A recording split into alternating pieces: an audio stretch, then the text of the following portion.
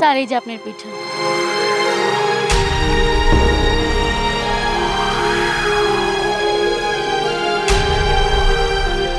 মেঘ, তুমি এখানে? আরে মৌ, তুমি শেষ পর্যন্ত রাস্তার পাশে পিঠা বিক্রি করতেছো? তোমার তো ভালো জায়গায় বিয়ে হয়েছিল আমি যতদূর জানি। সবই আমার কপালে ছিল। মানে কপাল মানে বুঝলাম না। আসলে তুমি তো আমাকে অনেক ভালোবাসতে, তাই না? কিন্তু আমি তোমার ভালোবাসাটা না বুঝে তোমার থেকেও আমি অনেক টাকাওয়ালা ছেলে চাইতাম। কারণ তুমি তো তখন বেকার ছিলে, কোনো কাজ করতে না, তোমার কাছে কোনো টাকা পয়সা ছিল না। এজন্য আমি তোমাকে ছেড়ে দিছিলাম যে তোমার থেকে অনেক বড় লোক জায়গায় আমি বিয়ে করে সুখী হব। কিন্তু দেখো আল্লাহর কি নিয়তি, তোমাকে আমি ঠকাইছি দেখে আজকে আমার কি পরিণতি হয়েছে দেখো। আচ্ছা, সবই নয় বুঝলাম, তোমার এই অবস্থা কি করে হলো সেটা বলো। আমার হাজবেন্ড হয়তো উপর দিয়ে দেখতে ভালো ছিল, কিন্তু আসলে ও ছিল একটা নেশাখোর। যাও না, ও প্রচণ্ড পরিমাণে নেশা করতো। আমি না ওকে অনেক বুঝাতাম, কিন্তু আমার কোনো কথাই শুনতো না।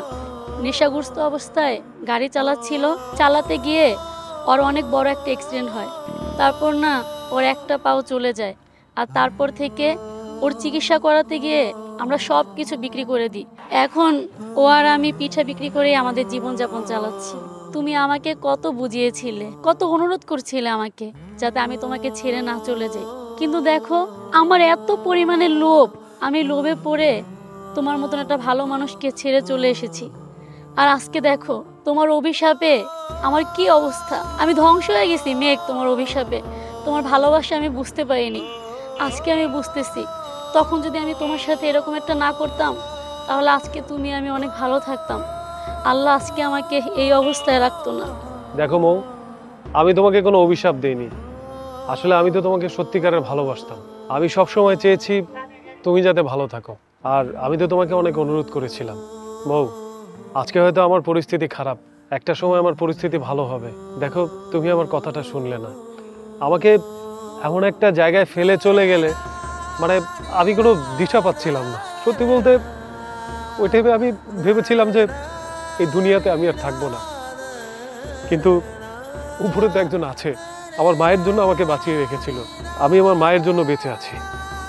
আর তখন থেকে আমি আমার শোককে শক্তিতে পরিণত করি, যে যেই টাকার জন্য আমাকে আমার গার্লফ্রেন্ড ছেড়ে চলে গিয়েছে, আমি দেখব টাকা কি করে আসে। আর আজকে দেখো, মহান আল্লাহ তাআলার কৃপায় আমি কোটি কোটি টাকার মালিক।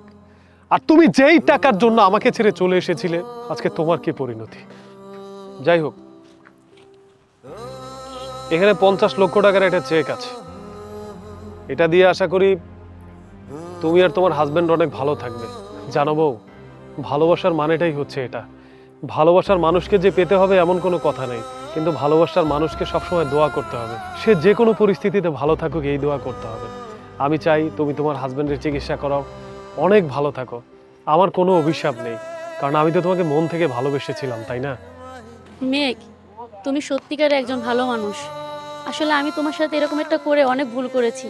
আমি আল্লাহর কাছে দোয়া করি যে তুমি আমার থেকেও অনেক ভালো একটা বউ পাও, আর তোমার জীবনটা জানে অনেক সুখে শান্তিতে কাটে। আল্লাহ, এত সময় ধরে এক কাস্টমারের কাছে সার্ভিস দিল, আর কত কাস্টমার ডাইনে বামে বই রইছে।